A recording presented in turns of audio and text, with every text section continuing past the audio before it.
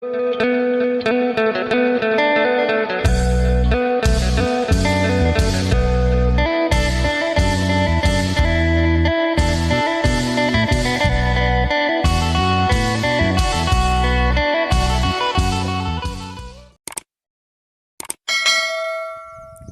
สบายดีและสวัสดีพ่อแม่พี่น้อง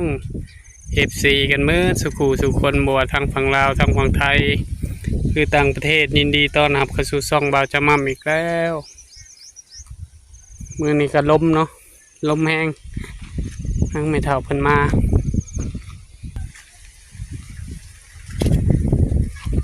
โอ้สาวน้อยมันก็กองฟืนล่ะ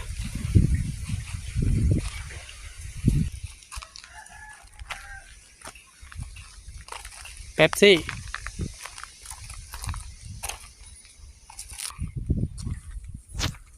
เมื่อแต่บ่ไม่เท่า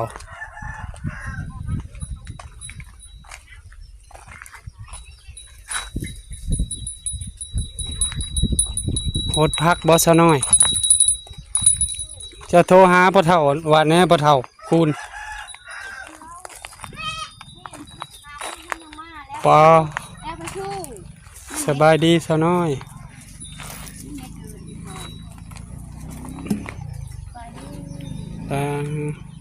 นี่พอได้เก็บกินเนาะได้ยังกินแรง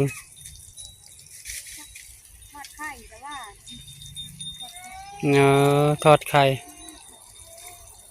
ไม่เท่าไปทั้งได้ไม่เท่า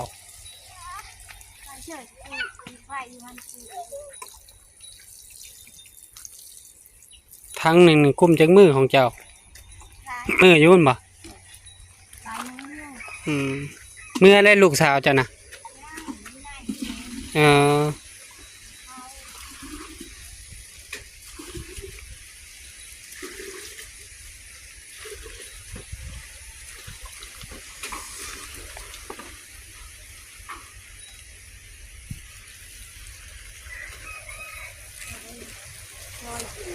แม่นะพอได้เก็บกิน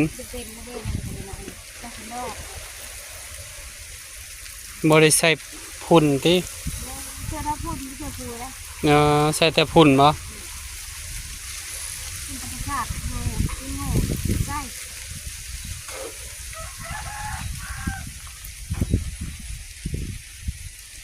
ลมมาเลยมื้อนี้สบายดีไหมเท่าได้ยังกินแรงมื้อนี้บ่มี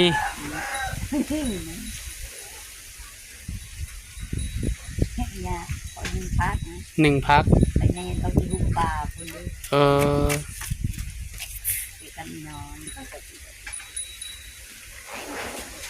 ตุนเมื่อแล้วบ่ตุนกะ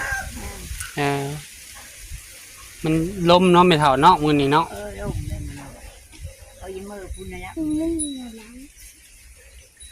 เมื่อผู้คำเนาะเพื่อย่างเมื่อย่างมาอยู่นี่ละอยู่เป็นหมวยนะ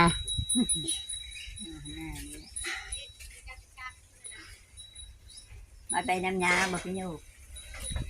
อยู่พุ่นพอเท่ากับมานี่ลายมือแหละมาจอบเบิ่งเฮือนเรา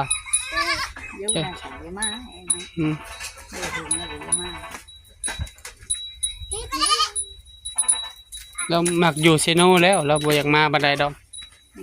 มันมีผู้เฒ่าผู้แก่ลายพอในแอนในลมแม่น่ะก็มาดูมาลมน้ำที่แบบมีผู้ลมแล้วคือไก่มีเทนไก่ผู้เฒ่าโบราณอยู่ผู้ก็ทื่นทันพันไก่งานเคียงเขาอันนั้นเอานี่ให้กินข้าวแล้วบ่ผู้เฒ่าเขาจะนอนมักไหมจะนอนของอยู่ของกินคนนั้นผู้นี้เอาให้เพิ่นอีตนคือว่ามันนั่นห้อนมันน่ะจึงก้านเขียนน่ะได้อยู่บ่ฮ้อนบ่ในน้องอ่ะได้มันเย็นมาเท่าไปก็ไม่รู้เป็นที่มาครับมันห้อนน่ะได้อยู่มื้อน่ะก็ยังได้เด้ก็ลงนอนนั่นอีน้อยนะมาดีเก็บตู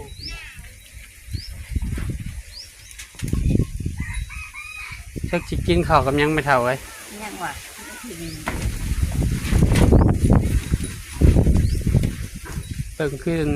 เบิ่งอย่างหนึ่งก็คือสิพล ยังว่าจะคนจะลงคนจะลงน้ โอ้แล้วในเนาะพิธีงานเจ้าเนาะ ำหืม ยำย่ายใส่สวยเรียบร้อย เออ ใครแน่บ่บริพันธ์แล้วบัดนี้เนาะ อยากมีพันธุ์ให้คอยเจอเลยเขาจะเห็นนั่นมันเอาพันธุ์ เนาะ เขามีพันธุ์แต่งกระหินนะในวันนี้ทีนี้พันธุ์ ใครแน่แล้วบ่เจ้าก็ได้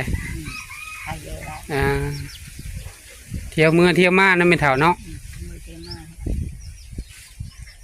เมื่ออยู่พุ่นกับมาพี่ มีคุณมาพี่มีคุณถึงได้กินเพิ่มมาพี่ก็ได้หาแล้วนี่ก็ไปจนลูกโคหันได้น้อยนึง สอนลูกหวก ถ้าลูกโคอะไ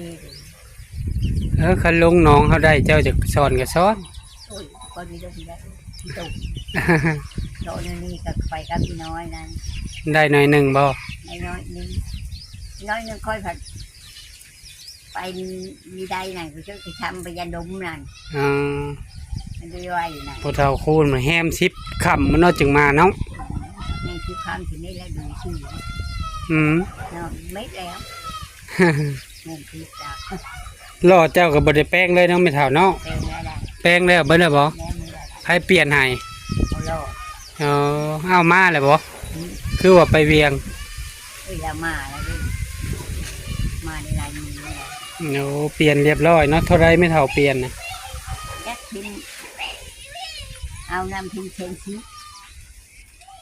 เนี่ยปรุงมาเอาน้ำรีดได้มาได้เบิกชีสบึ้งเนี่ย โอ้ซื้อของเก่ามาใส่วะ ที่ของเก่าของน้ำนี่แหละเอาอันใหม่เป็นใหม่หนึ่งรอบพอได้จุก พอได้ยู่เนาะไม่เท่าเนาะ พอได้ยิ่งพูดยิ่งเกิ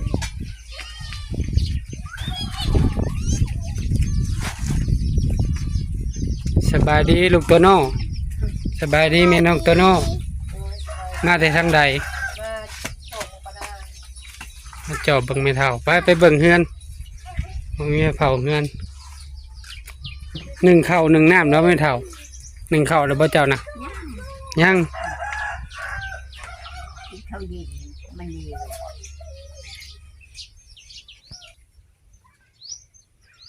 อาบน้ำแต่เว้นเนาะเจ้าก็เนาะ เยอะอันนั้นเลยนะอาบกินน้ำกูให้นอนหนาว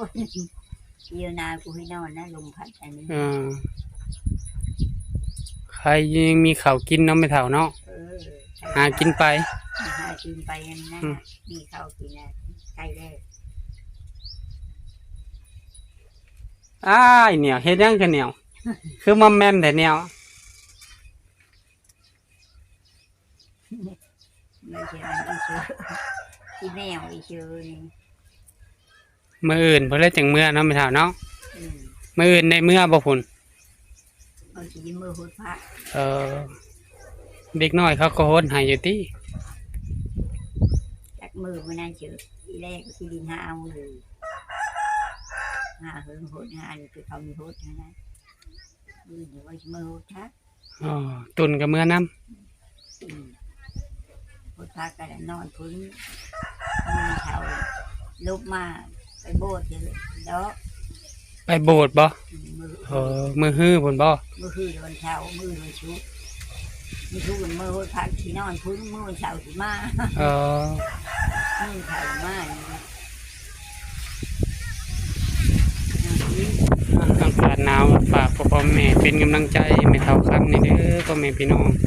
โดยมาฮอดนี้บัดสมัมขอขอบคุญขอบคุณภาวันเนาะที่คอยช่วยเหลือครอบครัวบัดสมัมเติมน้ำซื้อข้าวซื้อน้ำให้แม่เฒ่าตลอดมาเนาะขอให้ป้าเป็นอยู่ดีมีแรงสุขภาพร่างกายเข้มแข็งไปใส่มาใส่ตลอดปลอดภัยบกวนแม่เฒ่าเด้อมื้อนี้ลมแห้งให้เพิ่นพักผ่อนบัดสมัมก็สิเมื่อก่อนสบายดีเด้อแม่เฒ่าเด้อไป อยู่ดีมีแห้งกินไปแม่เฒ่าเอ้ย